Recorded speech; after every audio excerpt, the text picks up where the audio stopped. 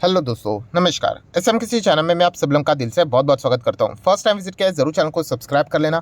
Free stock market classes इस channel को भी चाहो तो फॉलो कर सकते हो, सब्सक्राइब कर सकते हो। यहाँ पर भी बेल आइकन को हिट करके ऑल जरूर सिलेक्ट करके रख लेना। चैनल का लिंक आपको ऊपर आई बटन पर नीचे डिस्क्रिप्शन में मिल जाएगा। उसी के साथ साथ कल सुबह इस चैनल के ऊपर एक इंपॉर्टेंट वीडियो अपलोड होने वाला है, तो रिमाइंडर सेट करके रख लेना। कल का वीडियो गलती से भी मिस नहीं करना है। तो चले दोस्तों, फिलहाल इस वीडियो को स्टार्ट कर लेते हैं। ठीक है दोस्तों, अभी हम लोग आ चुके हैं बिल्कुल हमारे नॉर्मल स्क्रीन के ऊपर। एंड दोस्तों, आज के इस वीडियो के टॉपिक की अगर मैं बात करूं दोस्तों, तो आप सभी लोगों को पता ही है कि हम लोग जो भी चीज़ों को कवर यहाँ पे करते हैं वो लॉन्ग टर्म के हिसाब से कवर करते हैं, इन्वेस्टर के पॉइंट ऑफ व्यू से यहाँ पे चीज़ों को कवर करते हैं। एंड जैसे कि मैं बार बार आप लोगों को बता चुका हूँ कि अगर आपको बिजनेस समझ में अगर आ जाता है तो डेफिनेटली आप शेयर मार्केट में as a long term investor बहुत ही गजब का पैसा छापोगे, राइट। एंड आप सब लोगों को ये भी पता है कि बिजनेस के कुछ रूल्स होते हैं कि ऐसा नहीं कि बिजनेस हमेशा ऊपर रहेगा, प्लस रहता है, कभी माइनस रहता है, कभी एक्सट्रीम प्लस रहता है, कभी एक्सट्रीम माइनस रहता है, राइट। बट ओवरऑल वो बिजनेस अच्छा होना चाहिए। एंड अगर हम लोग लॉन्ग टर्म की बात करें, लॉन्ग टर्म मतलब अभी कौन सा साल चल रहा है, 2023, राइट। आपने चेक करना चाहिए क्या 2030 में क्या वो बिजनेस रहेगा, यस और नो। अगर रहेगा तो क्या वो बड़ा बिजनेस बन चुका होगा, यस और नो। क्या उस बिजनेस में अगर मैं बिजनेस में उन कंपनी के शेयर्स में अगर मैं निवेश करता हूं तो क्या मुझे अच्छे खासे रिटर्न्स मिलेंगे, यस और नो। ये ऐसे सवाल खुद से ही पूछने होते हैं, राइट। असेसमेंट करना होता है एंड उस हिसाब से चलना होता है। इस वीडियो की अगर मैं बात करूं दोस्तों, तो एज यूजुअल जैसे कि मैंने आप लोगों को कहा है कि दो ऐसे बिजनेसेस मैं आपके सामने रखूंगा जो कि पुराने हैं। ऐसी बात नहीं कि वो अभी अभी जस्ट पैदा हुआ है करके, कि पिछले दो तीन साल में ही कुछ नए सेक्टर्स आए ना, वैसी कुछ भी बात नहीं है। बहुत पुराने सेक्टर है, राइट। बहुत पुराने सेक्टर। सिर्फ एक ही फ़र्क हो गया, कौन सा? नज़रिया बदल गया, प्लानिंग बदल गई, सरकार के डिसीजंस बदल गए। एंड इसके चलते अभी इस सेक्टर में क्या आ रहा है, नवी उम्मीद की किरण हम लोग को देखने को यहाँ पे मिल रही है, जिसके चलते जो ये सेक्टर इस प्रकार से चलता था, अभी इनके जो स्टॉक्स है वो ऐसे ऐसे ऐसे हम लोग को भागते हुए देखने को मिल रहे हैं। एंड भविष्य में भी अगर हम लोग लॉन्ग टर्म की पिक्चर की बात करें तो इसी प्रकार से वो भागेंगे। ये आज जो मैं वीडियो बना रहा हूँ दोस्तों, ऐसा ही ये वीडियो मैं 5 बार बना चुका हूँ इसके पहले भी, same topic same sector. But timely इसको क्या करना पड़ता है, रिव्यू करना पड़ता है, आपको बताना पड़ता है कि देखिए ऐसे 5 बार मैं बना चुका, आज इनके रिजल्ट देखिए। एंड भविष्य में भी इनके रिजल्ट हम लोग को इसी प्रकार के देखने को मिलने वाले, बट टाइम लगेगा। कौन कौन से सेक्टर है दोस्तों, तो सबसे पहले अगर मैं बात करूँ तो जिससे रिलेटेड मैं बहुत ही ज़्यादा बुलिश हूँ वो है डिफेंस सेक्टर। डिफेंस मतलब सिर्फ आर्मी नहीं, सिर्फ नेवी नहीं, सिर्फ एयरफोर्स नहीं, बहुत सारे अलग अलग चीज़ें देखने को मिल जाती है। ये मैं आज की बात नहीं कर रहा, आपको पता ही है कि मैं कुछ ही सेक्टर जो मुझे अच्छे लगते हैं उन्हीं के बारे में बात करना पसंद करता हूँ, जहाँ पे एक्चुअल में लॉन्ग टर्म में पैसा बनेगा। आपने देखा होगा हम लोग ज़्यादातर करके सीमेंट को इतना कंसिडर नहीं करते हैं, देन स्टील में भी ज़्यादा बातचीत नहीं करती है, शुगर सेक्टर को भी मैं ज़्यादा कवर नहीं करता हूँ, रबर सेक्टर की बात करें तो ज़्यादा मैं कवर नहीं करता हूँ। तो बताने का मकसद क्या है, जो सेक्टर हमें लगता है कि हाँ वाकई में अच्छा करेगा, आप देखिए आने वाले कुछ हफ्तों में वापस आपको डिफेंस से रिलेटेड मेरी ओर से कोई ना कोई खबरें मिल जाएंगी, राइट। क्योंकि जहाँ पे पैसा बनेगा दोस्तों वहीं पे तो हम लोग बात करेंगे। एंड ऐसी बात नहीं है, इसका प्रूफ भी आप मेरे पास अवेलेबल है। अगर मैं डिफेंस की बात करूँ तो इसका सबसे मेन चीज़ मैंने आप लोगों को बताया था कि चाइना $224 बिलियन का उन्होंने क्या रखा है, डिफेंस बजट इस वक्त अनाउंस किया है। हमारा कितना, 72 बिलियन। कोई नई बात नहीं है, कितनी बार रिपीट किया है, पिछले 4-5 दिन भी नहीं हो गए, ये पॉइंट मैंने ऑलरेडी आप लोगों को बताया था। हमारा जो डिफेंस का बजट है चाइना से 1/3 है। इंडिया को कंपलसरी दोस्तों, कंपलसरी फोर्सफुली डिफेंस बजट बढ़ाना पड़ेगा ही आने वाले समय में, अगर हम हमारी हिफाजत करना चाहते हैं तो। एंड करनी तो पड़ेगी ही पड़ेगी, राइट। इसीलिए डिफेंस सेक्टर में दोस्तों मैक्सिमम हम लोग को बजट बढ़ते हुए देखने को मिलने वाला है। एंड बहुत सारे डिफेंस स्टॉक अच्छा करेंगे। एंड इसमें बेस्ट कौन सा है, मैंने मेरे साइड से आप लोगों को बता दिया था कि हिंदुस्तान एरोनॉटिकल्स लिमिटेड, ये पर्सनली मुझे बहुत अच्छा लगता है। ये आज की बात नहीं है, ये 1300 पे जब से चल रहा था तब से मैंने आप लोगों को लॉजिक के साथ बताया था, इतनी बार वीडियो बना चुका हूँ, राइट। कि आपको यूं ही 15-20 वीडियो मिल जाएंगे। अगर आपको पुराना वीडियो देखना है, इसके लिंक मैं ऊपर आई बटन पे दे दूंगा। अच्छी तरीके से मुझे टाइटल भी याद है, बहुत सारे लोगों को भी पता होगा, यस नेक्स्ट IRCTC करके मैंने टाइटल डाला था। क्यों? क्योंकि तभी IRCTC बहुत ज़्यादा फेमस हो रहा था, लगातार भाग रहा था, तो इसलिए मैंने कहा कि ये IRCTC जैसा ही भागेगा। एंड प्लस सरकारी कंपनी चाहिए ना, तो ये भी सरकारी कंपनी है। 1300 पे था, आज देखिए कहाँ पे है, 3000 के करीब है। ठीक है, प्लस माइनस होता रहेगा, कल 2500 पे आ गया, इसका अर्थ ये नहीं कि कंपनी बर्बाद होगी करके चलता रहता है। बट इसका सबसे बड़ा जो एक टेंशन वाला पॉइंट था, कौन सा? मैंडेटरी ओएफएस कि सरकार को 75% तक होल्डिंग लानी ही पड़ती है, उसके ऊपर था, वो भी काम खत्म हो गया। हाल ही में हम लोगों ने देखा ओएफएस आया एंड ओएफएस भी 4.5 गुना ओवर रिस्पॉन्स हम लोग को देखने को मिला। मतलब समझ रहे हो कि कंपनी कितनी शानदार है, बिजनेस समझ में आना चाहिए। इसके जैसी कोई कंपनी है नहीं। मैंने ये एग्जांपल आपको बार बार कहा है कि सरकार में कोई भी बैठे, अगर कल आपको अपने देश के लिए फाइटर जेट्स बनाने हैं, एयरक्राफ्ट बनाने हैं, तो आपको एक ही ऑफिस में एक ही नंबर घुमाना पड़ेगा एंड वो है HAL, हिंदुस्तान एरोनॉटिकल्स लिमिटेड। और कोई भी इंडिया में ऐसी कंपनी नहीं जो कि फाइटर जेट बनाती है, कमर्शियल भी नहीं बनाती, बट फाइटर जेट बनाने वाली यही एक कंपनी हम लोग को देखने को मिल जाती है।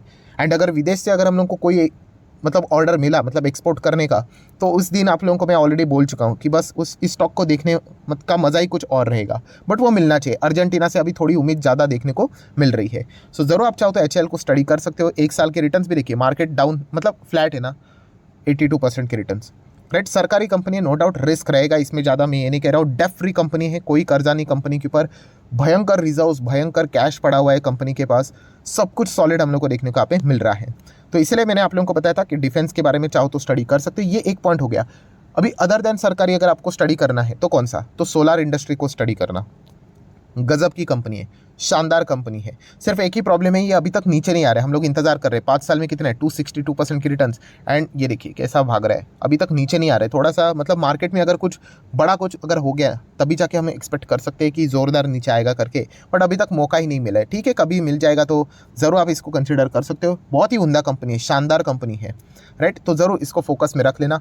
देन एमटार टेक को तो मैं ऑलरेडी कवर कर चुका हूँ। क्लीन एनर्जी में ज़्यादा एक्सपोजर मिलता है, बट डिफेंस में भी इनका अच्छा योगदान है।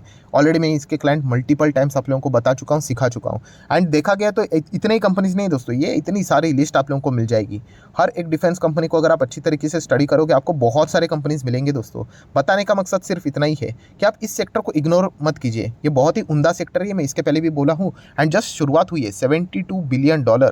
राइट, अगर हम लोगों को 100 बिलियन तक भी अगर जाना होगा नॉर्मल एटलीस्ट, तो मतलब ये शुरुआत रहेगी। उसके बाद 100, 150, 200 करना ही पड़ेगा। एंड ये जो डिफेंस बजट है, ये बाहर से आप उम्मीद नहीं कर सकते, मतलब इंपोर्ट करवाएंगे और सब कुछ चलेगा नहीं। राइट, इंपोर्ट करवाओगे और बाद में जब आपको ओवरहॉलिंग की ज़रूरत पड़ेगी, रिपेयर मेंटेनेंस की ज़रूरत पड़ेगी, एंड अगर बीच में वॉर हो गया एंड सामने वाली अगर जो कंट्री है जिससे हम लोग चीज़ें खरीदते हैं, वो अगर हमारी दुश्मन की अगर अच्छी दोस्त निकली, जो कि है भी, रशिया की अगर हम लोग बात करें, आपको पता है चाइना का अच्छा दोस्त है वो, और अगर उन्हें हाथ खड़े कर दिए तो हमारे लग जाएंगे। तो इसलिए आत्मनिर्भर बनना डिफेंस में, मतलब बोलते ना, कंपलसरी करना ही पड़ेगा, ऑप्शन ही नहीं है। तो इसलिए मैं बार बार कह रहा हूँ कि डिफेंस सेक्टर को जरूर स्टडी कीजिएगा, सस्ता स्टॉक के पीछे मत भागना, अच्छे स्टॉक को स्टडी कीजिएगा। तो ये हो गया पहला सेक्टर, ये मैं मल्टीपल टाइम बोल चुका हूँ, आगे भी बोलूँगा। नेक्स्ट सेक्टर है दोस्तों, तो रेलवे सेक्टर। इंडिया के ग्रोथ स्टोरी के ऊपर अगर आपका भरोसा है तो इंडियन रेलवे का ग्रो होना बहुत इंपॉर्टेंट है, और ग्रो हो भी रहा है।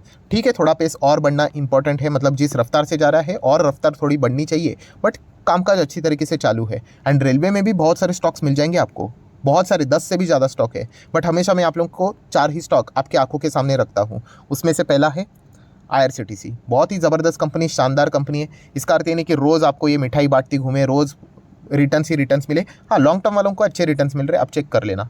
300% की रिटर्न्स रोज़ रोज़ नहीं भागेगा, बट जिस दिन भागेगा दुनिया देखती रहेगी। राइट, इसका बेस्ट एग्जांपल अभी हम लोग को कौन से इसमें फ़ायदा हो रहा है, RVNL में। राइट, कितना रिटर्न नज़र आ रहा है, बाप रे बाप, 442% की रिटर्न्स। 2.5 साल भागा नहीं, आखिर के 2.5 महीने में उतना भाग गया।